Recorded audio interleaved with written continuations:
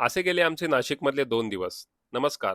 नुकतेच आम्ही 2 दिवसासाठी नाशिकला साईट व्हिजिटसाठी गेलो होतो. पहिला दिवस खूपच व्यस्त होता. आम्ही एकूण 3 साईट व्हिजिट केल्या. पहिल्या 2 साईटवरती अजून कन्स्ट्रक्शन सुरू असल्यामुळे बेसिक लेआउट, क्लायंटच्या गरजा आणि पुढील प्लॅनिंगवर सविस्तर चर्चा केली. आणि मग त्यानंतर लंच करून आम्ही गेलो आमच्या तिसऱ्या साईटवरती. ही त्या प्रोजेक्टची आमची दुसरी व्हिजिट होती. सध्या तिथे टाईल्स बसवण्याचं काम सुरू आहे. तुम्ही पाहू शकता बाल्कनीसाठी आम्ही सुंदर डिझायनर टाईल्स निवडले आहेत. त्याचबरोबर क्लायंटला किचनबद्दल काही शंका होत्या आणि मग त्या देखील आम्ही तिथे क्लिअर केल्या. अशा प्रकारे आमचा पहिला दिवस संपला. दुसऱ्या दिवशी सुरुवात आम्ही एका लॅमिनेट शॉपच्या व्हिजिटने केली. नवीन शहरात काम करताना तिथलं अवेलेबल मटेरियल, क्वालिटी समजून घेणं खूप महत्त्वाचं असतं. आणि मग तिथे आम्हाला अनेक चांगले पर्याय पाहायला मिळाले. आणि मग त्यानंतर आम्ही त्या साईटवर गेलो ज्या प्रोजेक्टमुळे नाशिकमध्ये आमच्या कामाची सुरुवात झाली. आणि मग तिथली प्रगती बघितली, पुढच्या स्टेप्स ठरल्या आणि मग त्यानंतर आम्ही निघालो पुण्याला. पुण्याला येताना मध्येच गाडी थांबवली आणि तिथे एक मस्त कंटेंट शूट करून घेतला. आणि आता माझी टीम या 2 दिवसाच्या व्हिजिट बद्दल काय बोलतायत तुम्ही नक्की ऐका. ओके, तर आमची नाशिकची ट्रिप झाली आहे. 2 दिवसाची आमची व्हिजिट होती. आता आम्ही परत पुण्याला चाललोय. माझी टीम माझ्या सोबत आहे. 2 जण इथे बसलेत आणि बाकीचे इथे 1 जण आहे. आणि या माणसाला पण बघा, असं एक टीम मेंबर आहे, त्याला त्रास झाला होता.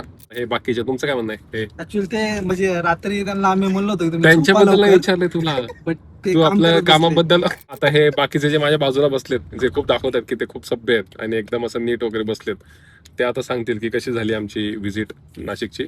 नाशिकची विजिट खूप मस्त झाली. आम्ही काल सकाळी 5 वाजता निघालो होतो पुण्याहून. म्हणजे आम्ही आधीच प्लॅन केला होता सर्व की 2 दिवसामध्ये आम्हाला 4 साईट व्हिजिट करायची होत्या.